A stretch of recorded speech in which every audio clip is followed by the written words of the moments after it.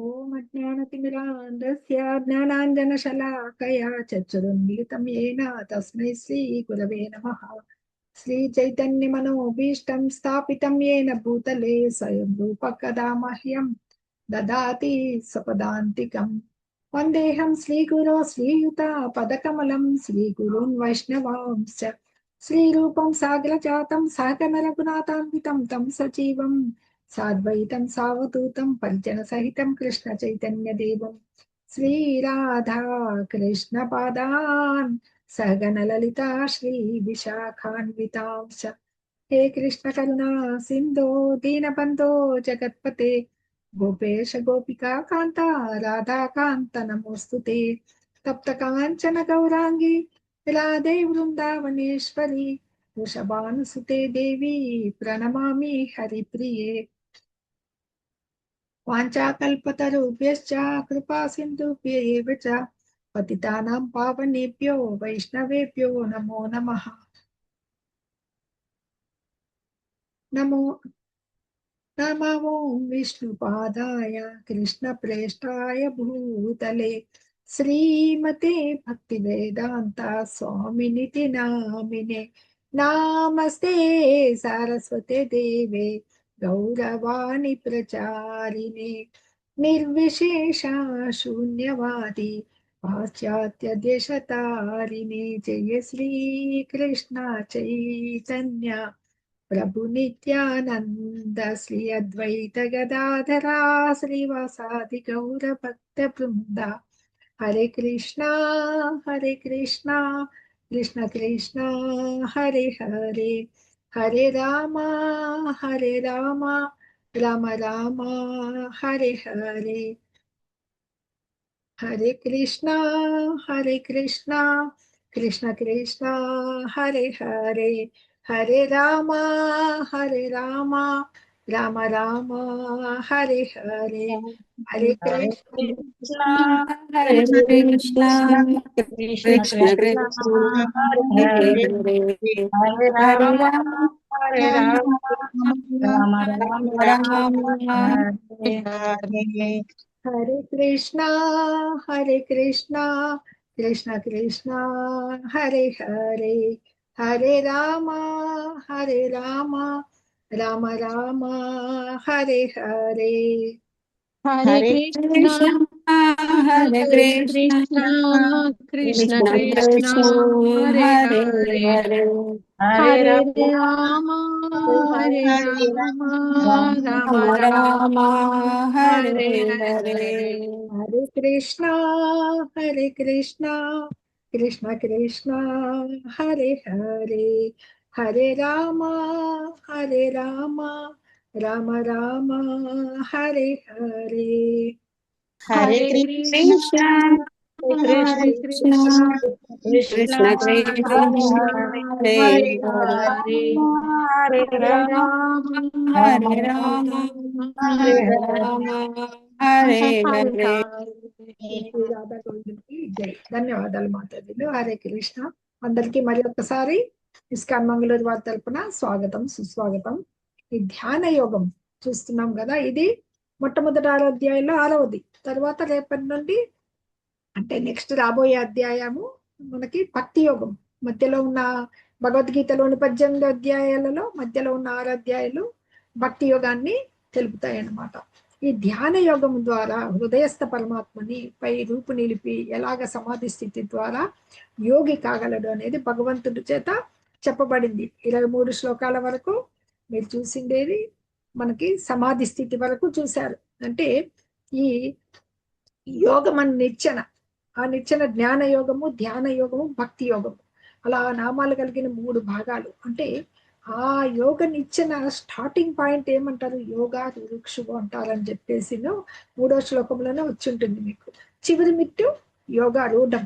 అలాగే ఈ గత అధ్యాయంలోనే ఎండింగ్ లో చెప్తాడు భగవంతుడే ఒకసారి ఏమని, మనకి అష్టాంగ యోగం ఎలా ఉంటుందనేది మొట్టమొదటే చెప్పబడుతుంది అనమాట.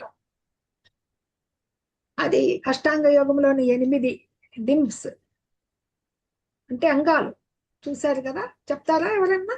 నిన్న చదువుకున్నారు కదా.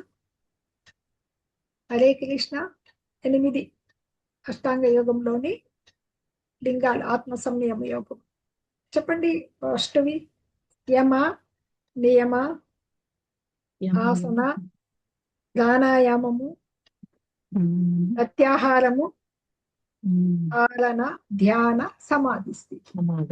చూశారు కదా, 20 వరుసగా 3-4 శ్లోకాలు కలిసి ఉన్నాయి మనకి. 20, 21, 22, 23 గత మొన్న శుక్రవారం క్లాస్ లో చూసింటారు అనమాట.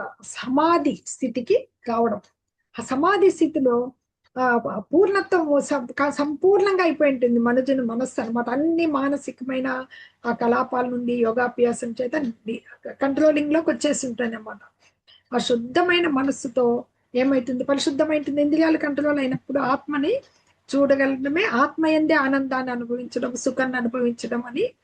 అది ఆ మనుజుడి యొక్క సమర్థతను బట్టి ఆ పూర్ణత్వం ఏ స్టేజ్ లో ఉందో చేయొచ్చు అనమాట. అప్పటికి అట్లాంటి ఆనందమయోభ్యాసాత్ అంటే ఆనందమయ స్థితిలో మనుజుడు ఇంద్రియాల ద్వారా అది అన్ని కంట్రోలింగ్ వచ్చి భగవంతుణ్ణి పొందే సమాధి స్థితిలో అంత దివ్యానందంలో ఉంటాడు. ఉన్నప్పుడు అతడు ఇంకా అసత్యం ఏమేమి గ్రహించింటాడు కాబట్టి ఆ సత్యం నుంచి పక్కకు పోక ఇదే కరెక్ట్ పద్ధతి అని చెలింపక ఉంటాడనమాట. అది కరెక్ట్ ముక్తి అని చెప్పేసి మనకి 20, 21, 22, 23 శ్లోకాల్లో మీరు చూడడం జరిగింది అనమాట. ఎందుకంటే పరతత్వ ధ్యానంలో ఎలా నిశ్చయంగా స్థిరంగా ఉండాలనేది చెప్పడం జరిగింది ఆ శ్లోకంలో.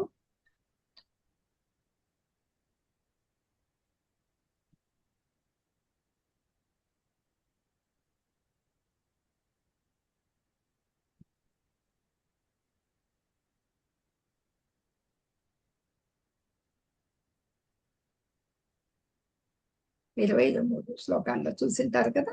ఇది సమాధి అనబడు పరిపూర్ణత్వ స్థితిలో మానవుని మనస్సు సమస్త భౌతిక కలాపాల నుండి యోగాభ్యాసం చేత నిరోధింపబడి ఉండును.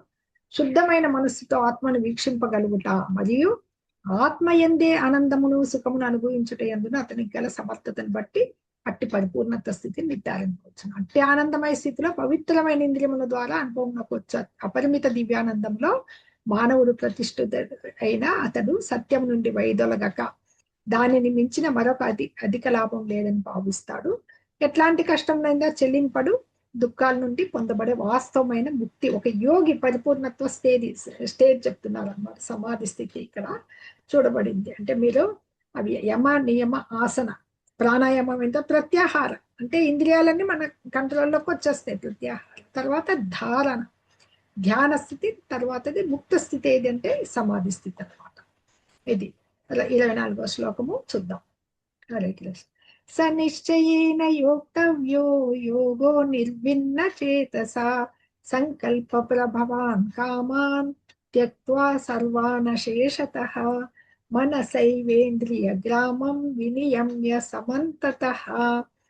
మనిషి దృఢ సంకల్పముతో స నిశ్చయేన యోక్తవ్యో స్థిర నిశ్చయంతో అన్నమాట. యోగో నిర్విన్న చేతస అంటే యోగ విధానము యోగో అనిర్విన్న చేతస ఇలా వస్తే ఉంటుంది. యోగో అనిర్విన్న చేతస అంటే నియమ భంగము లేని మనసుతో సంకల్ప ప్రభవాన్ కామాన్ అంటే మానసిక కల్పనలో మనం రకరకాల ఊహల్లోంచి పుట్టిన అవన్నీ భౌతికమైన కోరికలను వదిలి త్యక్త్వా వదిలేసి సర్వానశేషతః పూర్తిగా అన్నింటిని పూర్తిగా మనసా ఏవా ఇంద్రియ గ్రామం అంటే మనస్సు చేతనే ఇంద్రియాల సమూహాన్ని నిగ్రహించి వినియమ్యాన్ని నిగ్రహించి సమంతత అన్ని వైపుల నుండి నిగ్రహించాలి. ఈ మనిషి ఈ దృఢ సంకల్పంతో సమాధి స్థితికి వచ్చాడు కదా. శ్రద్ధతో ఈ యోగాననే మార్గాన్ని తప్పక అభ్యాసం చేయాలి. శ్రీకృష్ణ భగవానుడు అర్జునుడికి ఉపదేశిస్తున్నారు కదా ఈ ధ్యాన యోగము. ఈ ప్రాపంచిక తలపుల నుండి వచ్చిన అన్ని కోరికలను త్యజించి మనస్సుతో ఇంద్రియాలను అన్ని వైపుల నుండి నిగ్రహించాలి. ఇక్కడ భగవంతుడు ఎంత ఆ ఇంద్రియాలు మనకి ఎంత బలవత్తరమైనవో తెలుసు కదా. అవి పాములు వాడి 2వ అధ్యాయంలో చూసింటారు మీరు. పాముల్లా బుస కొట్టే పాములాంటివి. వాటికి మనం కంట్రోల్ చేయాలంటే ఒక పాములాడించే పాముల వాడిలాగా ఉండాలన్నమాట.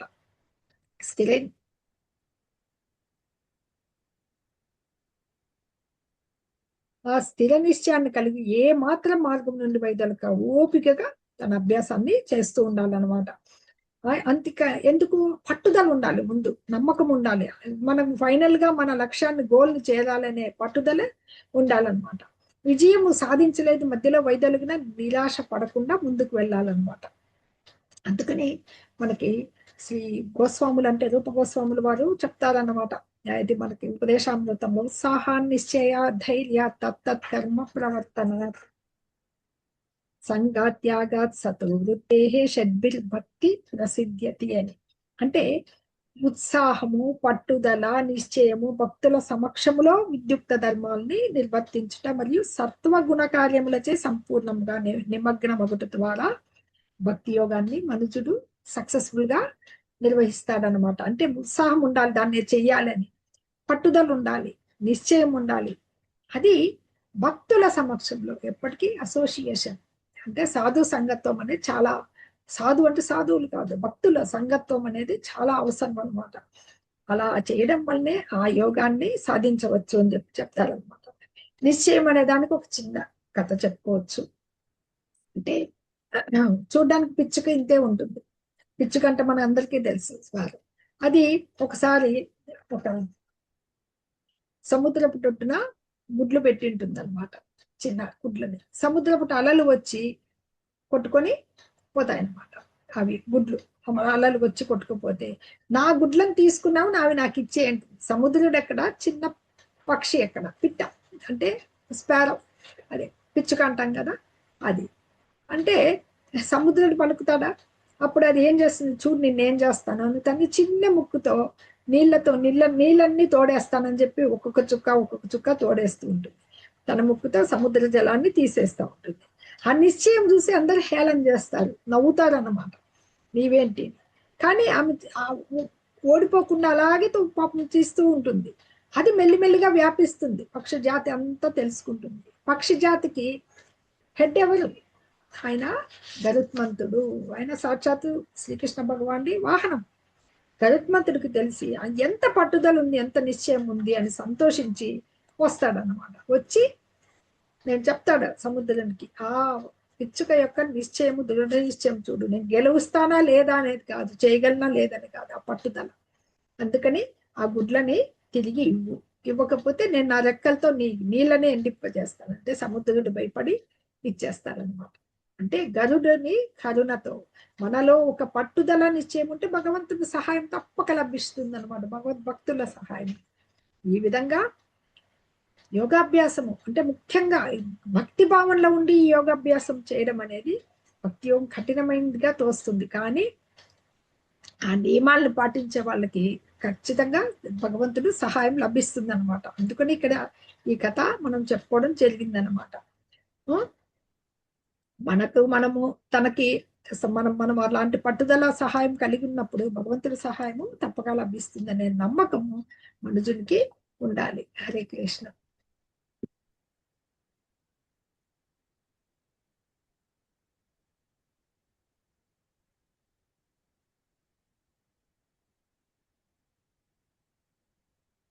శనైరుపరమేత్.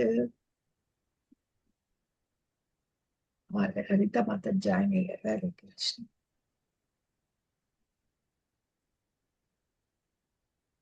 ఓకే. శనైరుపరమేత్ బుద్ధ్యా ధృతిగృహీతయా. శనై పరమేత బుద్ధ్యా ధృతిగృహీతయా ఆత్మసంస్థం మనః కృత్వా న కించిదపి చింతయేత్. హరే కృష్ణ. శ్లోకాలు చదివే వాళ్ళు ఎవరన్నా ఉంటే హ్యాండ్స్ రేజ్ చేయొచ్చు, చదివిస్తాను.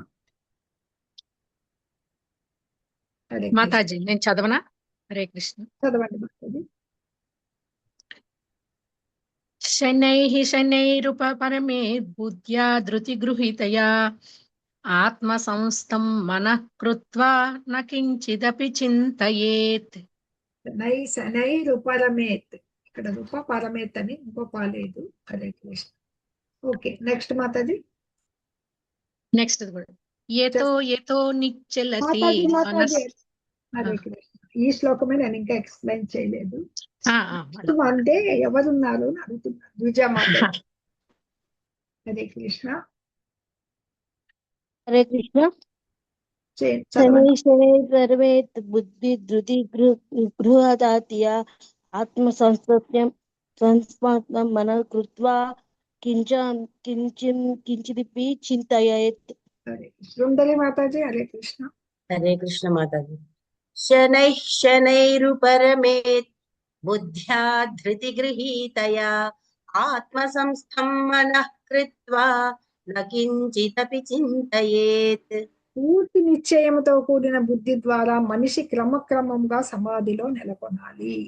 ఆ విధంగా మనస్సును కేవలం ఆత్మ మీదనే లగ్నం చేసి ఇక దేనిని గురించి ఆలోచించకూడదు. ఇంతకు ముందే చూసాం కదా నిశ్చయం అనేది ఎలా ఉండాలంటే ఆ బుద్ధి మెయిన్ గా మనస్సును కంట్రోల్ చేసేది బుద్ధి కాబట్టి ఆ బుద్ధి ఎలా ఉండాలంటే ఆ బుద్ధితో నిశ్చయంతో కూడిన బుద్ధితో సమాధి స్థితిలోకి వెళ్ళాలన్నమాట. అప్పుడు మనస్సును ఆత్మ ఏంటే నిలిపి ఇంకా దేని గురించి చింతించరాదు. ఇదే ప్రత్యాహారం అన్నమాట. సరైన నిశ్చయము మరియు బుద్ధి ద్వారా మనుజుడు ఇంద్రియ కర్మల నుంచి మెల్లిమెల్లిగా విరమణ పొందడమే ప్రత్యాహారము అంటారు అనమాట. ఇంద్రియాల నుంచి అంటే పక్కన ఏం జరుగుతున్నా మన ఇంద్రియాలు చెల్లించవు. ఆ స్థితికి రావాల. మీరు 2వ అధ్యాయంలో 41వ శ్లోకం చూసింటారు. వ్యవసాయాత్మిక బుద్ధి ఏకేహ కురు నందన బహుశాఖాహ్యనంతాశ్చ బుద్ధయో అవ్యవసాయినామని. ఈ మార్గమున ఉన్నవారు భక్తి మార్గాన ఉన్నవారు స్థిర ప్రయోజనంతో ఒకే లక్ష్యాన్ని కలిగి ఉంటారు. స్థిర ప్రయోజనం లేని వారి బుద్ధి అనేక రకములుగా ఉంటుంది అని అక్కడ చెప్తారనమాట. అటువంటి బుద్ధి అనమాట వ్యవసాయాత్మక బుద్ధి. ఒకే లక్ష్యంతో ఉండాలన్నమాట. అలాంటి నిశ్చయము బుద్ధి ద్వారా ఈ ఇంద్రియ కర్మల నుంచి మనం ఇంద్రియాలు ఉన్నాయి కదా, మన సెన్సెస్ నుంచి బయటపడినప్పుడు ప్రత్యాహారం అనబడుతుంది కదా. అంటే ఈ నిశ్చయము ఈ ధ్యానము ఇంద్రియ కర్మల నుంచి విరమించినప్పుడు మనస్సును ఎక్కడ తీసుకెళ్ళాలి? సమాధిలో తీసుకెళ్ళాలన్నమాట. అప్పుడు మనకి భౌతికంలో ఇవన్నీ మనం కూరుకొని పోతాం, ఇవి ఆకర్షిస్తాయనే భయము బయటికి వెళ్ళిపోతుంది. ఇంకా ఈ దేహం ఉన్నంత వరకు మనము భౌతిక విషయాల్లో ఉండాల్సిందే. భౌతిక ప్రపంచంలోనే భౌతిక జగత్తులోనే నివసిస్తున్నాం, భౌతిక కర్మలు ఆచరిస్తున్నాం, ఉండాలి. కానీ ఈ ఉన్నా కూడా ఇంద్రియ తృప్తి భావన అనేది రాదనమాట. భగవంతునికి ప్రియమైన తప్ప వేరేటువంటి ఏవి కూడా ఆలోచనలోకి రావన్నమాట. ఇది ఇలాంటి దివ్యస్థితి భగవంతుని భక్తియుత సేవలో ఆ కర్మల్లో నియుక్తమైనప్పుడు భగవంతునికి సేవ చేయడము, మందిరానికి వెళ్ళడము, పూజానది కార్యక్రమాలు నిర్వహించడము, ఆయనకి పూలు సేకరించడము, ప్రసాద వితరణ, గ్రంథ వితరణ, ఇలాంటి కర్మలంతటిందు పాల్గొంటూ ఉంటే సులభంగా వస్తుంది అని చెప్పి ఇక్కడ చెప్తున్నారు. నెక్స్ట్ యతో నిశ్చరతి మనశ్చంచలమస్థిరం తతస్తతో నియమ్యైతా చాత్మన్యేవ వశం నయేత్. ఈ చంచలమైన నిలకడలేని మనస్సు ఎక్కడెక్కడ తిరిగినా మనిషి దానిని నిశ్చయంగా వెనుకకు తెచ్చి తిరిగి ఆత్మకు వశం చేయాలి. చాలా మందికి తెలుసు మనస్సు అనేది చాలా చంచలమైంది అనమాట. యతః ఎక్కడెక్కడ మిక్కి నిశ్చలతి అంటే మిక్కిలి చలిస్తూ ఉంటుందా మన మనస్సు. చంచలమైంది, స్థిరం లేకుండా ఉండేది. యతః తతః అంటే అచ్చటచ్చట్ నుండి ఎచ్చటెచ్చటికి వెళ్తుందో హచ్చటచ్చట్ నుండి నియమ్యాన్ని గ్రహించి తత్ దీనిని ఆత్మన్యేవ అంటే ఆత్మయందే వశము చేయాలి. ఈ చంచలమైన నిలకడలేని మనస్సు ఎక్కడెక్కడ తిరిగినా దాన్ని తీసుకొని వాపస్ తీసుకొచ్చి కూర్చోబెట్టుకోవాలన్నమాట ఆత్మపోషణంలోని. అంటే మనస్సు యొక్క స్వభావం ఏది? చంచలత్వం, అస్థిరం అన్నమాట. అందుకని ఆత్మదర్శి అనే యోగి ఏం చేయాలి? యోగానికి వచ్చాడు కదా, యమ నియమ ఆసన ప్రాణాయామ ప్రత్యాహార ధారణ స్టేజ్కి వచ్చారు కదా. అయ్యా మనస్సుని నియంత్రించి ఇంద్రియాలు ఇలాగా ఒక చెప్తారనమాట. మనకి ఉపదేశామృతంలో వస్తుంది గురువులు. ఎవరైతే ఇంద్రియాల మీద కంట్రోలింగ్ ఉంటారో వాళ్ళని గోస్వామి అంటారు అనమాట. అంటే ఇంద్రియాలని జయించిన వాడిని గోస్వామి. శ్రీల రూప గోస్వామి, శ్రీల సనాతన గోస్వామి, అలాగా మనకి బృందావనం నందు శ్రీ చైతన్య మహాప్రభు శిష్యులంతా ఎంతో గోస్వాములు, వీళ్ళంతా షడ్గోస్వాములు అందరూ కూడా ఆ బృందావన శ్రీకృష్ణుణ్ణి ఆ దేవాలయాన్ని పునరుద్ధరించి అనేక గ్రంథాలు రాసి వాళ్ళు ఎంతో సేవ చేశారనమాట. అలాగే ఇంద్రియాల్ని జయించిన వాళ్ళు, నియంత్రణలో పెట్టుకున్న వాళ్ళు గోస్వాములు అయితే సరే. ఆ ఇంద్రియాలకే లోబడిపోయి అవే మనకి యజమాని అయిన వాడైతే కనుక అంటే మనస్సు చేతనే నియమింపబడేవాడు, నియంత్రించబడేవాడైతే గోదాసుడు లేదా ఇంద్రియ దాసుడు అనబడతాడు అనమాట. గోస్వామి గోదాసుడు. ఇక్కడ మనకి మనస్సు చంచలం అనే దానికి బుద్ధి, ఇక్కడ కోతి బొమ్మను చూపిస్తున్నారు చూడండి. ఎలా కంట్రోల్ పెట్టాలి? ధ్యానం ద్వారా.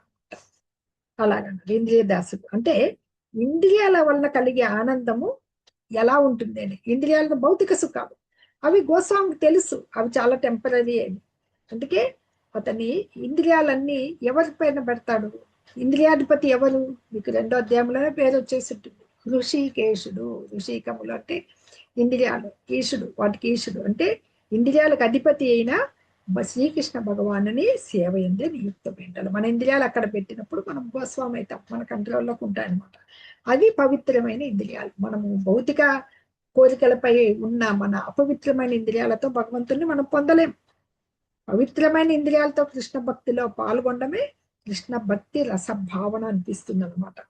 ఇంద్రియాలను అదుపులో తెచ్చుకోవడానికి ఇది చక్కటి ఉత్తమమైన మార్గం. యోగాభ్యాసపు అత్యున్నత పూర్ణత్వ స్థితి అన్నమాట. దీనికి మించింది ఇంకొకటి లేదు. ఇక్కడ ఎలా కంట్రోల్లో ఉంటాయనేది ఈ ఇమేజ్ లో చూడొచ్చు. ఇంద్రియాలు, సెన్సెస్ 6 గుర్రాలు ఉంటాయి మనకి. కళ్ళు, ముక్కు, సెన్సెస్, చెవులు, కర్ణాలు, చేతులు, కాళ్ళు, జిహ్వ, ఇవి ఇంద్రియాలు. వీటిని మైండ్, మనస్సు. కళ్ళలేవి మనస్సు అన్నమాట.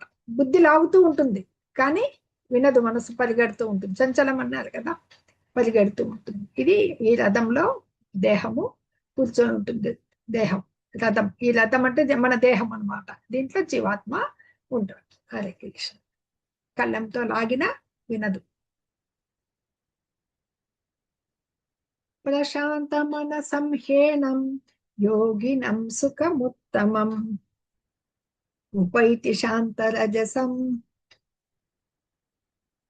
బ్రహ్మభూతమ కల్మషం. ఎవరైనా చదువుతారమ్మ తదిలు? ప్రశాంత మన సంహేనం, ప్రశాంతంగా ఉండి శ్రీకృష్ణ భగవానుని పాద పద్మాలపై లగ్నమైన మనస్సు. ఈ మనస్సు ప్రశాంత మనస్సు. హీనం అంటే ఇక లగ్న. ఇది మనకి నిశ్చయముగా ఈ యోగి సుఖముత్తమం, సుఖంగా ఉంటాడు, ఉత్తమమైన వాడు. సుఖము ఉత్తమమైన వాడు. అలాగే శ్రేష్టమైందన్నమాట. శ్రేష్టం ఉపైతి పొందుతాడు. శాంత రజసం, రజోగుణము నశించి ఇక్కడ శాంతం పొందుతాడు అనమాట. బ్రహ్మభూతం పరతత్వ భావన ద్వారా అకల్మషం, పూర్వ పాపాల నుంచి బయటకు వస్తారు అనమాట. మాతాజీ ఎవరైనా చదువుతామని హ్యాండ్ రైజ్ చేశారు. సుందరి మాతాజీ. హరే కృష్ణ. విజయ మాతాజీ చదవండి. ప్రస్తుతానైన ప్రసంత మనసం హైషేతం యోగినం సుఖముత్తనం పైతేనం శాంతరజసం బ్రహ్మభూత కలుషితం. కల్మషం మాతాజీ, అకల్మషం, కలుషితం లేకుండా. మీరు కలుషితం అంటే కలుషితం బ్రహ్మభూత కలుషం, కల్మషం కలిసి బ్రహ్మభూతం అకల్మషం. ఇది ఇక్కడ సంధి కలిసిపోయింది. కల్మషం. మనస్సు సంలగ్నమైన యోగి అత్యున్నతమైన ఆధ్యాత్మిక సుఖపూర్ణత్వమును తప్పక పొందును. అతడు రజోగుణానికి అతీతుడై భగవంతునితో ఉన్నట్టు గుణరీతి సమత్వమును అనుభూతి చేసుకుని గత కర్మ ఫలాల నుండి ముక్తి పొందును. ఇదే బ్రహ్మభూత స్థితి అనమాట. అంటే ఈ భౌతికంగా ఇవన్నీ సంపర్కాన్ని నుండి బయటకు వచ్చేసాం కదా, ఇంద్రియాలు జయించి భక్తియుత స్థితిలో నిలబడమే బ్రహ్మభూత స్థితి. ఇది మీకు 2వ అధ్యాయం లాస్ట్ శ్లోకంలో వచ్చింటుంది. బ్రహ్మభూత ప్రసన్నాత్మ. ఒక క్షణం మాత్రది. నశోచతి కాదు. ఏషా బ్రాహ్మీ స్థితి ప్రార్థనైనం ప్రాప్య విముహతి స్థిత్వా శ్యామంతకాలేపి బ్రహ్మ నిర్వాణం ఉచ్యతి. అదే బ్రహ్మ నిర్వాణం. బ్రహ్మభూత ప్రసన్నాత్మ 18వ అధ్యాయంలో వస్తుందన్నమాట. ఆధ్యాత్మికము దివ్యమైన జీవన విధానం. ఏదంటే మనుజుడు మోహవంతుడు అతనికి భగవద్ రాజ్యంలో ప్రవేశించేకి వస్తాడు. శ్రితప్రజ్ఞ యొక్క క్వాలిటీస్ అన్నమాట. అంటే మనం ఈ జన్మ వదిలేసిన తర్వాత ఎక్కడో మనకు ఆధ్యాత్మిక దేహం లభించి భగవత్ కర్మలు చేస్తామంట. మరి భౌతిక జగత్తులు ఉన్నప్పుడు ఏం చేయాలి? ఎలా బ్రహ్మభూత స్థితికి రావడం అంటే జన్మ ముగించడానికి ముందమే ఎప్పుడైతే అదృష్టవశాత్తు కొద్దిగా మనకు భగవత్ కృప ఉంటే కృష్ణ భక్తి రసభావితుడు అయ్యాడంటే బ్రహ్మ నిర్వాణ స్థితిని పొందుతాడన్నమాట. అలాంటిదే ఇది బ్రహ్మభూత స్థితి. భక్తియుత సేవలో నిలిచి ఉండడమే బ్రహ్మభూత స్థితి అని అనబడుతుంది అన్నమాట. అక్కడ అట్లా మనకి అక్కడ కూడా 18వ అధ్యాయంలో కూడా చెప్పింటాం. మీరు 18 రోజుల అధ్యయనం కోర్సు చేశారు కదా, 54వ శ్లోకం చెప్తుంది అనమాట. బ్రహ్మభూత ప్రసన్నాత్మ నశోచతి నకాంక్షతి సమస్సర్వేషు భూతేషు మద్భక్తిం లభతే పరం అంటాడు అక్కడ భగవంతుడు. అంటే అట్లా దివ్య స్థితిలో ప్రతిష్ఠితుడైన వాడు. ఇంద్రియాలని కంట్రోల్ చేశాడు, పవిత్రమైన ఇంద్రియాలతో ఉన్నాడు. హృదయస్థ పరమాత్మని దర్శిస్తూ ముక్తిని పొందాడు అన్నమాట. ఆ ముక్తి స్థితికి సమాధిలో ఉన్నాడు. అది కృష్ణ భక్తి భావనలో అన్నమాట. పరబ్రహ్మాండం నుండి అనుభవం పొంది ఆనందపూర్ణుడు అవుతాడు అన్నమాట. దేని కొరకు శోకించడు, దేని వాచిక సర్వజీవుల ఎడ సమత్వ భావన కలిగి ఉంటాడు అనమాట. అటువంటి స్థితిలో ఆయన శుద్ధ భక్తితో సేవను ఆచరించాలన్నమాట అని చెప్తున్నారు. ఆయన మీరు మనకి 2వ అధ్యాయంలో అంబరీషుని కథ కూడా చూసింటారు కదా, వచ్చింటుంది. అన్ని అతని నవవిధ భక్తి మార్గాలు అన్ని తన ఇంద్రియాలన్నీ కూడా భగవత్ సేవలో ఉపయోగించాడు అనమాట. ఈ అధ్యాయంలో కూడా వచ్చింది 18వ శ్లోకంలో. సభై కృష్ణ పదార విందయో అని ఆయన మొత్తం తన ఇంద్రియాలన్నీ కూడా భగవత్ సేవలో ఉపయోగించాడు. ఆయన కళ్ళు భగవంతున్నే చూస్తూ ఉంటాయి, ఆయన చెవులు భగవంతుని నీళ్ళనే వింటూ ఉంటాయి, నాసిక భగవంతునికి సమర్పించిన పత్ర పుష్పాలనే వాసన చూస్తుంది, జిహ్వ ఆయన ప్రసాదమే తీసుకుంటుంది, కరములు ఆయన సేవ చేస్తాయి, పాదాలు ఆయన టెంపుల్స్ కే వెళ్తూ ఉంటాయి. ఇలాగ అన్ని ఇంద్రియాలు భగవత్ సేవకే ఉపయోగించాడు శ్రీ అంబరీష మహారాజ్ అనమాట. అంటే శుద్ధ భక్తుడైన అనమాట.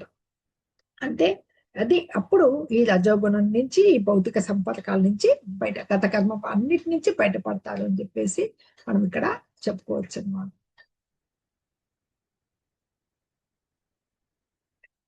యుంజన్నేవం సదాత్మానం యోగి విగత కల్మషః సుఖేన బ్రహ్మ సంస్పర్శ అత్యంతం బ్రహ్మ సంస్పర్శం అత్యంతం సుఖమశ్నుతే. యుంజన్నేవం అంటే యుంజన్, ఈ యోగాభ్యాసం నందు మగ్నుడైన, ఈ విధంగా మగ్నుడైన వాడు సదా ఎల్లప్పుడూ ఆత్మానం ఆత్మను, యోగి అంటే ఇప్పుడు పరబ్రహ్మతో కూడి ఉన్నాడు. యోగి పరబ్రహ్మను దర్శించాడు కదా, అందుకని విగత కల్మష అంటే సర్వ భౌతిక కల్మషాల నుండి విడిపడిన వాడై సుఖేన దివ్యమైన సౌఖ్యమునందు బ్రహ్మ సంస్పర్శం అంటే ఈ పరబ్రహ్మతో హృదయస్థ పరమాత్మతో కూడి ఉండు చేత అత్యంతం అత్యున్నతమైన సుఖాన్ని పొందుతాడు. శ్లోకం చదువుతారా మాతాజీ ఎవరన్నా? హరే కృష్ణ. విజయ మాతాజీ, అనుష మాతాజీ చదవండి. అనుష మాతాజీ చదవండి, తర్వాత విజయ మాతాజీ చదవండి. హరే కృష్ణ మాతాజీ. హరే కృష్ణ. యుంజన్నేవం సదాత్మానం యోగి విగత కల్మషః సుఖేన బ్రహ్మ సంస్పర్శ అత్యంతం సుఖమశ్నుతే. విజయ మాతాజీ.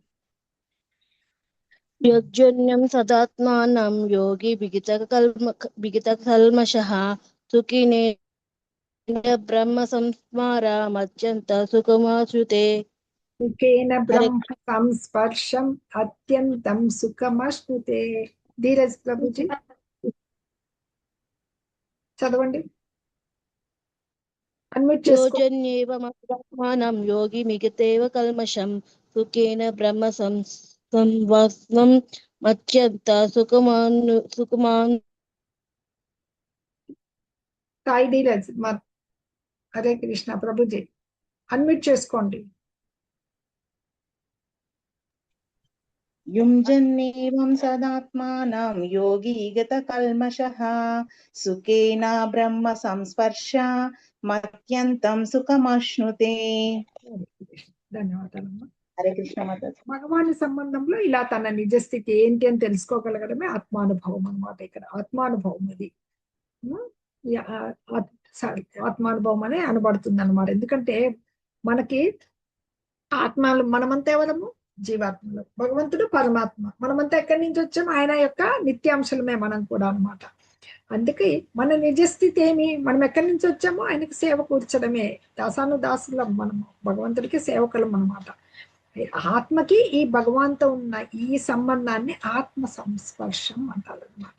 ఆత్మ అది బ్రహ్మ సంస్పర్శం, సరే బ్రహ్మ సంస్పర్శం అంటారు అన్నమాట. ఆత్మకి ఈ భగవాన్కి మన నిజస్థితి తెలిసి మనకి భగవంతు ఉన్న సంబంధం ఏదంటే దివ్య సంబంధం, అది బ్రహ్మ సంస్పర్శం అనబడుతుంది అనమాట.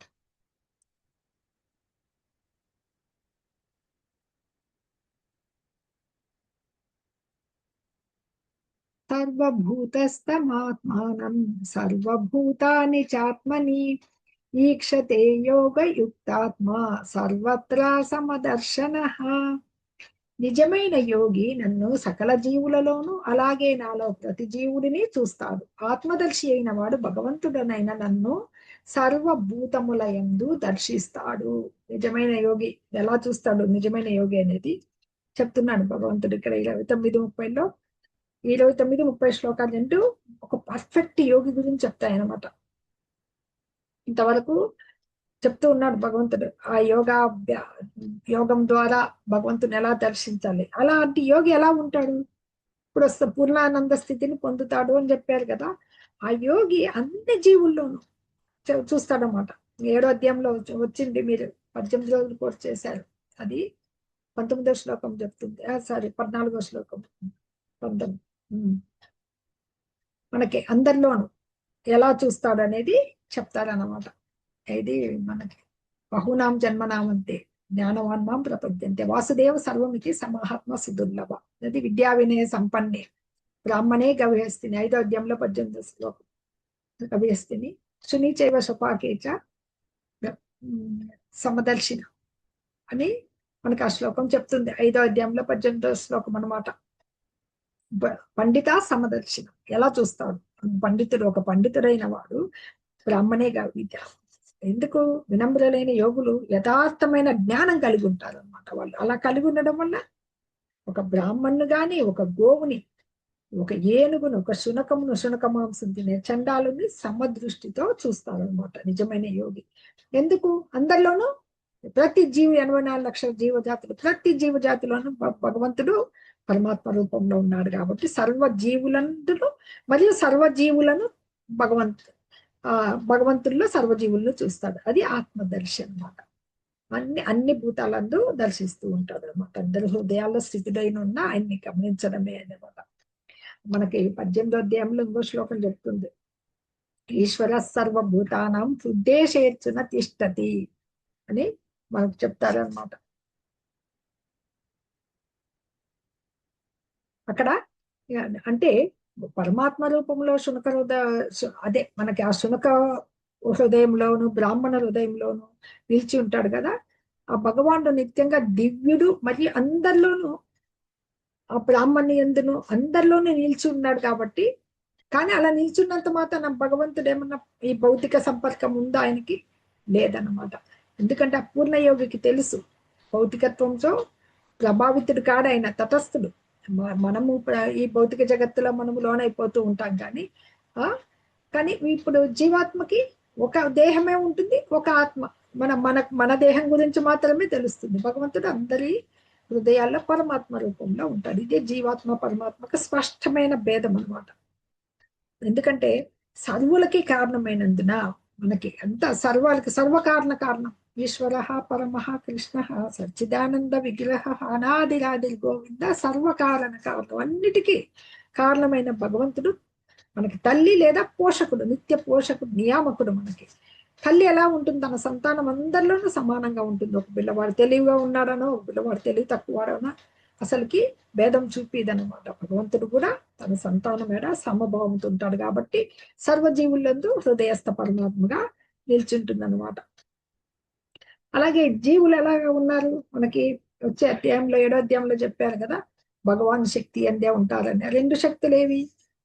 అవి మనకి ఈ పంచభూతాలు 4వ శ్లోకం చెప్తుంది 7వ అధ్యాయంలో. భూమిరాపోనలో వాయు ఖమ్మనో బుద్ధి లేవచ్చ. పంచభూతాలు ఇవి మనసు, బుద్ధి, అహంకారము, ఇంద్రియార్థాలు ఇవన్నీ కలిసి ఇంద్రియాలు భౌతిక మూలకాలతో ఈ భౌతిక జగత్తు ఉంది. ఇది అపరాశక్తి. ఇది న్యూనమైంది అంటే తక్కువది, అదే ఉత్తమైంది కాదు, అల్పమైంది అనమాట. భౌతిక శక్తి అది భగవంతుని బాహ్య శక్తి. అలాగే ఆధ్యాత్మిక శక్తి ఉత్తమైంది, సమస్త జీవులతో కూడి ఉండేది కాబట్టి అది. ఈ రెండు శక్తులలో భగవానుడు ఖచ్చితంగా కలిగి ఉంటాడు అనమాట. మనం ఉత్తమ శక్తి యొక్క అంశే, కానీ ఇక్కడ వచ్చాం కాబట్టి భౌతిక శక్తికి బందీలైపోయాం అనమాట. భగవంతుని శక్తి ఎందు ఉన్న వాళ్ళమే, కానీ భగవంతుడి స్థితిలో ఉన్న వాళ్ళమే మనం.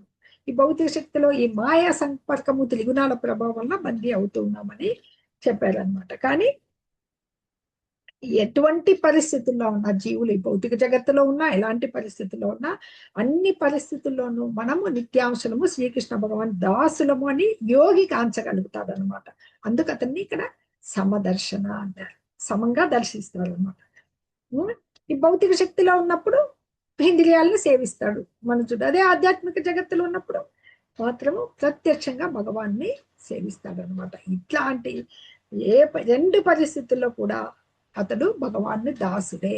ఇట్లాంటి సమంగా చూడడం అనేది కృష్ణ భక్తి భావన పూర్ణ వ్యక్తి అందు ఫుల్ గా ఉంటాయన్నమాట. హరే కృష్ణ. యో మాం పశ్యతి సర్వత్ర సర్వం చ మయి పశ్యతి తస్యాహం న ప్రణశ్యామి నచ మే న ప్రణశ్యతి. నన్ను అంతటా దర్శించేవాడికి నాయందే అన్నింటినీ దర్శించేవాడు, నన్ను కోల్పోడు, నేను వారిని కోల్పోను. అంటే ఒకసారి ఈ బ్రహ్మభూత స్థితికి వచ్చేసాడు కదా, భగవంతుణ్ణి దర్శించగలుగుతున్నారు కదా, అందరిలో ఇంద్రియాలను జయించాడు, భౌతిక సంకల్పం నుంచి వచ్చేసాడు, సమదర్శిగా మారాడు. ఇలాంటి కృష్ణ భగవాన్ని అన్నిట్లో దర్శించగలిగిన మనుజుడి అతని యొక్క విజన్ ఎలా ఉంటుంది చూపిస్తున్నారు కదా. ఆయన దృష్టి ఎలా ఉంటుందంటే అన్నిట్లో దర్శించేటప్పుడు భగవంతుని కోల్పోలేడు, భగవంతుడు కూడా వారిని వదులుకోలేడు అనమాట. అంటే అంతట్లో నిలిచి ఉన్నా గాని శ్రీకృష్ణుడే ప్రభువు, ఏది శ్రీకృష్ణుడు లేకుండా స్థితినే కలగలేదు అని తెలుసుకోవడమే కృష్ణ భక్తిలో స్వభావనం కదా. అప్పుడు ఇట్లాంటి కృష్ణ ప్రేమను పొందిన స్థితిలో భక్తుడు ఎంత కృష్ణునితో అయిపోతాడు అనమాట. అంటే లీనమైపోడు, అంటే కృష్ణ ప్రేమతో నిండిపోతుంది అతని మనసంతా అనమాట. అప్పుడు అతని అట్లాంటి భక్తుడి దృష్టి నుంచి భగవంతుడి పక్కకు జరగదు. అలాంటి భక్తులే భగవంతుని దృష్టిలో ఉంటారనమాట. అది మనకి బ్రహ్మ సంహితలో చెప్తారు. ప్రేమాంజనచ్చురిత భక్తి విలోచనేన సంత సదైవ హృదయేషు విలోకయంతి యం శ్యామ సుందరమచింత్య గుణస్వరూపం గోవిందమాది పురుషం తమహం భజామి. ప్రేమాంజనం అంటే ప్రేమ అనే కాటుకను కళ్ళకు పూసుకుంటే, అంజనం అంటే కాటుక, ఆ భక్తులచే సదా వీక్షింపబడే ఆదిదేవుడైన గోవిందుని నేను భజింతును. అంటే భక్తుని హృదయంలో అతడు ఎలా ఉన్నాడు? నిత్యమైన శ్యామ సుందర రూపంతో సదా దర్శితుడై ఉండదు. భగవంతుడు ఎలాంటి కలరు తెలుసు కదా, నీలమేఘ శ్యాముడు. అలాంటి శ్యామ సుందర రూపంతో నిరంతరము అతను దర్శిస్తూనే ఉంటారన్నమాట. ఎలా దర్శించగలుగుతున్నాడు? అతనికి ఈ భౌతికేంద్రియాలు కాదు, ఆ ఇంద్రియాలు అనేటివి, ఆ చక్షువులు అనేటివి మనో ఇంద్రియాలు తెరుచుకుంటాయి. ఎప్పుడైతే పూర్ణత్వం వచ్చిందో, విడిపడ్డాడో అది అప్పుడు నీకు భగవద్ దర్శనము శ్యామసుందర రూపం మీద అవుతాయి అన్నమాట. హరే కృష్ణ. సర్వభూత స్థితం యో మాం భజత్యేకత్వమాస్థితః సర్వదా వర్తమానోపి సయోగి మయి వర్తతే. సర్వభూత స్థితం యో మాం, సర్వభూత స్థితం అంటే అందరి హృదయాల్లో ఉన్న ఎవరైతే యో మాం నన్ను భజత్యేకత్వమాస్థితః భక్తియుత సేవతో సేవిస్తాడో, ఏకత్వమున సర్వత అన్ని విధములా నిలిచి ఉన్నప్పటికీ కూడా ఈ యోగి అంటే ఈ దివ్య జ్ఞాని నా యందే నిలిచి ఉండును. అంటే నేను పరమాత్మ ఒకటేనని, నన్నే సర్వభూతములందు స్థితుడైన పరమాత్మగా ఆరాధించి యోగి అన్ని కార్యకలాపాలు చేస్తున్న నా యందే ఉంటాడనమాట. అంటే పరమాత్మ ధ్యానం చేస్తున్నారు, హృదయంలో ఉన్న పరమాత్మని. కానీ ఆ పరమాత్మ ధ్యానం ఎలా ఉంటుంది? భగవంతుడు ఎలా ఉంటాడు? ఆయన చతుర్భుజ రూపుడు, శంఖ చక్ర గదా పద్మాలు దాల్చిన చతుర్బాహు విష్ణువుగా హృదయంలో చూస్తూ ఉంటాడు కదా. ఆ యోగి అయిన వాడు ఆ విష్ణువు శ్రీకృష్ణునికి తేడా లేదని తెలుసుకుంటాడు అనమాట. వాస్తవానికి కృష్ణుడు అందరి హృదయాల్లో నిల్చున్నాడు. అన్ని ఇంకా మిగతా ఏ జీవుల్లో ఉన్న పరమాత్మలకి తేడా ఉండదన్నమాట. అందుకని ఈ ఈ ఏదైతే భక్తిలో ఉన్నాడో ఆ భక్తిలో ఉన్న భక్తుడికి పరమాత్మ ధ్యానం నందు నియంతము ధ్యానమగ్నుడై ఉంటాడు కదా యోగి. ఆ యోగికి ఎలాంటి భేదము ఉండదు. అంటే భక్తి భావనకి దీనికి ఎలాంటి భేదం లేదని చెప్తున్నారు అనమాట. ఈ కృష్ణ భక్తి భావన ఎందు యోగి ఎప్పుడు ధ్యానంలో ఉన్నా కానీ బయటికి కర్మలు చేస్తూ ఉంటాడు కదా భౌతిక స్థితిలో. కృష్ణుని గురించి తెలిసే ఉంటుంది అనమాట, ఎప్పటికీ వదిలిపెట్టడు అనమాట. అది ఇక్కడ కృష్ణ భక్తి యందు ముక్తుడైతూ ఉంటాడని చెప్పి చెప్తున్నారు. ఇంకా రాత పంచరాత్రంలో కూడా ఇదే చెప్తారన్నమాట. సర్వవ్యాపి భగవంతుడు, దేశకాలాతీతుడు అగు శ్రీకృష్ణుని దివ్య రూపంపై ధ్యానం కావించేవాడు కృష్ణుని భావంలోనే నిమగ్నుడై తదనంతరం ఆ భగవంతుని దివ్య సహచర్యమైన ఆనంద స్థితిని పొందగలడు అని ఇక్కడ చెప్తున్నారనమాట. అంటే ఇది యోగ పద్ధతి అందలి అత్యున్నత సమాధి స్థితి అనమాట.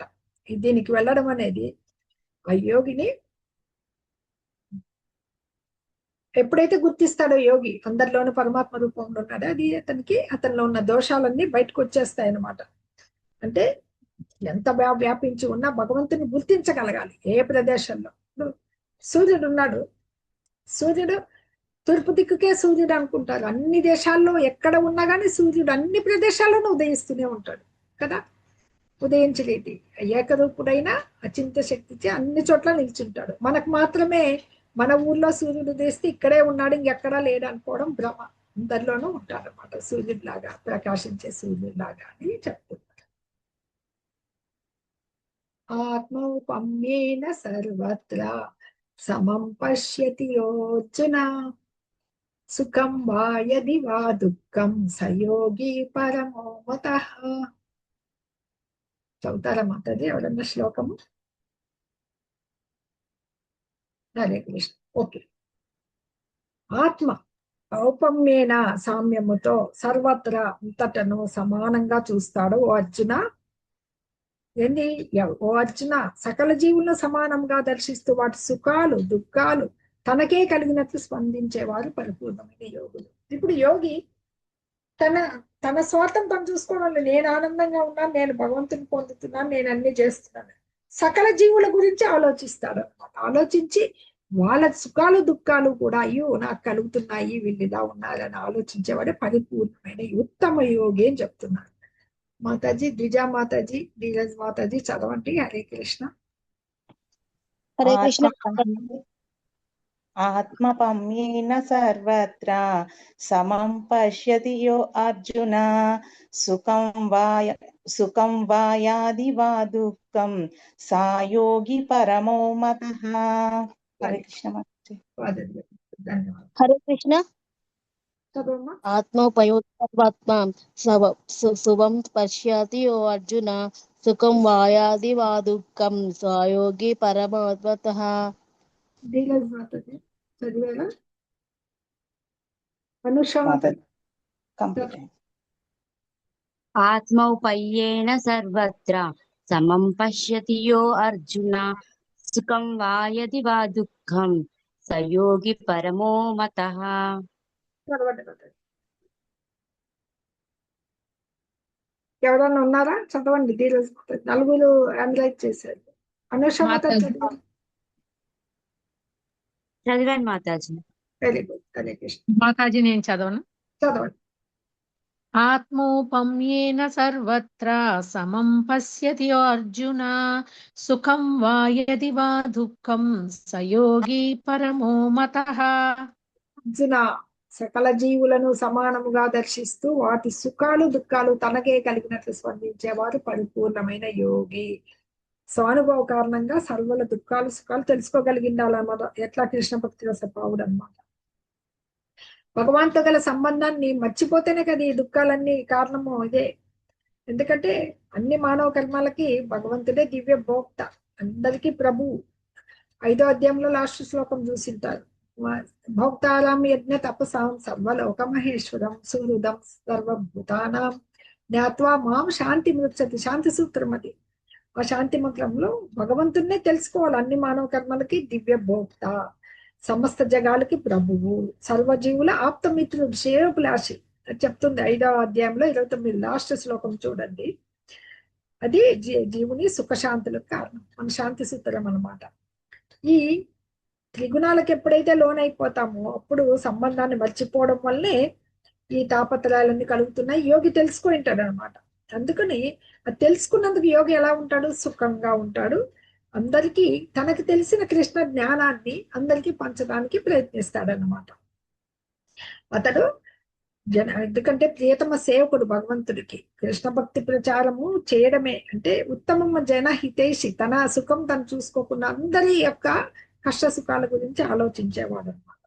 అంటే భగవంతుడు చెప్తాడు 18వ అధ్యాయంలో లాస్ట్ 69వ శ్లోకంలో 69వ శ్లోకం, నచ తస్మాన్ మనుష్యేసు కశ్చిన్ మే ప్రియ కృత్తమా అని. అంటే భగవంతుడికి ఎవరిష్టం?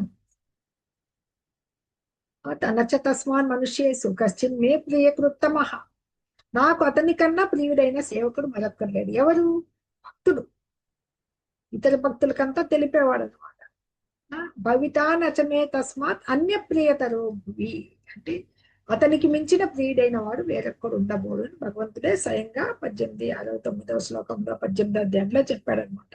మనకి భక్తుడు అందరి జీవుల క్షేమాన్ని గాంచుతూ సర్వులకి ఆప్తమిత్రుడు కాగలనమాట. యోగం నందు ఈ పూర్ణత్వాన్ని ఎవరైతే పూర్ణం పొందారో నీ సొంత లాభానికి, మామూలుగా ఇప్పుడు చూస్తూ ఉంటారు యోగా అనగానే వెళ్ళి కసరత్తులు అనమాట, దేహ దారుఢ్యం, ఫిట్నెస్ కోసము, 6 ప్యాకుల కోసము యోగాలు చేస్తూ ఉంటారనమాట. తన లాభాపేక్ష, తన గురించే, తన ఆరోగ్యం బాగుండాలి, తన కుటుంబం బాగుండాలి, ఎలాంటి ఇంద్రియ నిగ్రహము ఉండదు. కేవలము ఇప్పుడున్నవన్నీ భౌతికమైనవే అనమాట. పూర్ణత్వాన్ని స్వీయ లాభాపేక్ష కొరకు కాకుండా కేవలం ఇతరుల కొరకే ఉపయోగించే కారణాన ఉత్తమ యోగి కాదు. ఎవరైతే ఈ ధ్యానమందు, ధ్యాన యోగం ఇది ఎంత భగవంతుని దర్శిస్తాడో అతను ఎలా ఉంటాడనే చెప్తున్నారు ఇక్కడ. అంటే ఇతర జీవుల ఎందులో అస్సలు ఈర్ష్య ఉండకూడదు, అసూయ ఉండకూడదు అనమాట. అక్కడ అనమాట విశుద్ధ భక్తుడికి మన సొంతంగా మనము సాధారణంగా యోగులు యోగా ద్వారా సిద్ధులు సంపాదించాలని చూస్తారనమాట. అనిమా సిద్ధి, గరిమా సిద్ధి అని వస్తాయి సిద్ధులు. అది స్వార్థంతో కూడింది. విశుద్ధ భక్తుడు ఎలా ఉంటాడు? అసలుకి ఏమి తన గురించి ఆలోచించడు, ఈర్ష్య కూడా ఉండదన్నమాట. అందుకనే చక్కగా ధ్యానం చేయడానికి పోయి ఏకాంత స్థలానికి పోయే యోగి ప్రతి ఒక్కరికి తన శక్తి కొలిది కృష్ణ భక్తి రసభావితులుగా మార్చే యత్నం చేయి భక్తుని కన్నా కూడా పూర్ణుడు కాదనమాట. అంటే ఏకాంతంగా వెళ్ళిపోయి నేను చెట్టు కింద కూర్చొని తపస్సు చేసుకుంటాను ఇతరులకు ఎలా సహాయం చేస్తారు? అదే కృష్ణ భక్తుడైతే ఎంత సహాయం చేయగలడు అని చెప్పేసి ఇక్కడ చెప్పబడుతుంది అనమాట. యోగి, ఉత్తమ యోగి ఎవరంటే అందరి సుఖ దుఃఖాలని సమానంగా చూసేవాడు అని భగవంతుడి 32వ శ్లోకంలో చెప్పడం జరిగింది. అర్జున ఉవాచ యోయం యోగస్త్వయా ప్రోక్త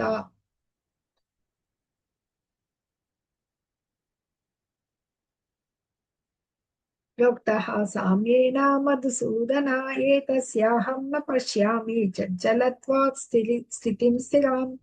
అర్జునుడు పలికెను, ఓ మధుసూదన, మనస్సు నిలకడలేనిది కావడం వలన నీవు చెప్పిన ఈ యోగ విధానము నాకు ఆచరింపశక్యము కానిది మరియు అసాధ్యమైనది అనిపిస్తున్నది. ఇంతవరకు భగవంతుడు మనకి 11, 12 శ్లోకాల నుంచి 32 శ్లోకాల వరకు చెప్పాడు ఉత్తమ యోగి గురించి, యోగం ఎలా చేయాలి, యోగాన్ని ఎలా సాధించాలని చెప్తా వచ్చాడు. ఇప్పుడు అర్జునుడు ప్రశ్నిస్తున్నాడు. అర్జునుడి ప్రశ్నల ద్వారానే భగవంతుడు ఎన్నో విషయాలు జ్ఞానము బోధిస్తూ ఉన్నాడు కదా. అదనమాట ఈ మనస్సు చంచలం. మనస్సు ఎంత చంచలమైంది అని చెప్పేసి అది అస్థిరం అయిండేది. కాబట్టి ఈ యోగ పద్ధతి చాలా, ఎందుకంటే ఈ యోగ పద్ధతిలో ఏం చెప్పాడు భగవంతుడు? ఇంద్రియాల్ని నిగ్రహించుకోవాలా, మనస్సును కంట్రోల్లో పెట్టుకోవాలని. ఇది నాకు చాలా అసాధ్యమైంది మరియు ఓరవరానిదిగా నాకు తోస్తోంది. అంటే యోగస్త్వయా ప్రోక్త, ఏదైతే నీ యోగం ద్వారా నీతో వర్ణింపబడిందో సామ్యేన, సాధారణంగా మధుసూదన, ఏతస్యాహం అంటే దీని యొక్క నేను నా పశ్యామి చూడలేకపోతున్నాను. ఏమి? చంచలత్వాత్, చంచలత్వంతో స్థిరమైనది. ఇవి చాలా మనస్సు ఎలా ఉంటుంది? నిలకడలేనిది కావడం వల్ల ఇది నాకు కష్టము. అంటే ఈ ఈ యోగ పద్ధతిని అంతా శ్రీకృష్ణుడు అర్జునుడికి వివరించినప్పుడు నేను అశక్తుని అని చెప్పేస్తున్నాడు అర్జున్ అనమాట. ఈ అసలు ఈ కలియుగంలో ఎవరైనా మనిషి సాధారణ మానవుడు ఇంటిని వదిలేసి కొండల్లో కోణల్లోకి అడవుల్లోకి పోయి యోగాభ్యాసం చేయడం అనేది అసలు అసాధ్యమైన విషయం అనమాట. ఇది చాలా స్వల్ప జీవితం. ఈ యుగ లక్షణం ఏంటి? తీవ్రమైన సంఘర్షణ, కర్షతి అన్నమాట. ఈ కాలంలో జనులు ఎలా ఉంటారు? ఆత్మానుభూతి విషయంలో అసలుకి ఆ ప్రయత్నమే చెయ్యరు. ఆత్మజ్ఞానం అంటే ఏమి, ఆత్మానుభూతి అనేది, ఇవన్నీ కఠిన కార్యాలు అన్నమాట. ఇలా ఈ సామాన్యమైనటివి ఆచరణ యోగ్యములైన ఈ పద్ధతులనే, సింపుల్ పద్ధతులను వాళ్ళు స్వీకరించలేకపోతే యోగాలో చెప్పబడేటివి ఏమున్నాయి? నియమిత జీవనం, యమ ఆసన ప్రాణాయామ, ప్రత్యేకాసన పద్ధతి, స్థాన నిర్దేశం, యమ నియమ ఆసన ప్రాణాయామం, విషయకర్మల నుండి మనో నిగ్రహం, ప్రత్యాహారం, ఇలాంటి కఠినమైన కార్యాలతో ఉన్న యోగ పద్ధతిని ఆచరింపలేదు అనేది ఇక్కడ తెలిసిపోతుంది అన్నమాట. అంటే అర్జునుడు అర్జునుడు క్షత్రియుడు, అందులో ద్వాపరయుగంలో ఉన్నవాడు, క్రియాశీలుడు, అంతటి భగవంతుడి సఖ్యుడు, రాచవంశానికి చెందిన అన్ని యోగ్యతలు ఉన్నాయి, అత్యంత ఉన్నతుడు. అటువంటి గొప్ప వీరుడు, దీర్ఘాయువు గలవాడు, అన్నిటికీ మించి శ్రీకృష్ణ భగవాను ప్రియమిత్రుడు. 5,000 సంవత్సరాల పూర్వమే ఇటువంటి మనం ఇప్పుడున్న కలియుగ పరిస్థితులు లేవు. అప్పుడు చాలా మంచి అనుకూలమైన సిచ్యుయేషన్ లో ఉన్నారు. అటువంటి అర్జునుడి యోగ పద్ధతిని తిరస్కరించాడు అనమాట. అతడు యోగం ఆచరించినట్లుగా మనకెక్కడ యోగా చేసినట్లుగా ఎక్కడ కనపడదు. కనుక ఈ యోగ పద్ధతి కలియుగానికి అసాధ్యము. మరి కొద్ది మందికే, ఎవరో చాలా కష్టపడి అసాధారణ పురుషులకు మటుకు చేస్తారనమాట. 5,000 సంవత్సరాల కిందట ఎంత ఉంటే ఈ నేటి పరిస్థితులు అనుకూలిస్తాయా? ఈ నామమాత్రం ఉన్నాయి కదండి, యోగా క్లాసెస్ అవి ఇవి ఉంటాయి కదా, యోగ విధానము కేవలము తాత్కాలికమైన అనమాట. వాటివి భగవంతుడు ఆచరించిన విధానాల్లో రావు. కేవలం మనం చెప్పుకున్నాం కదా, కసరత్తులు, ఎక్సర్సైజులు, ఫిట్నెస్ కోసం ప్రయత్నించేది, కానీ ఆత్మానుభవ మార్గంలో వెళ్ళవు అనమాట. అది మా లక్ష్యం ఏంటి, గోల్ అనేది దాంట్లో కనపడదు అనమాట.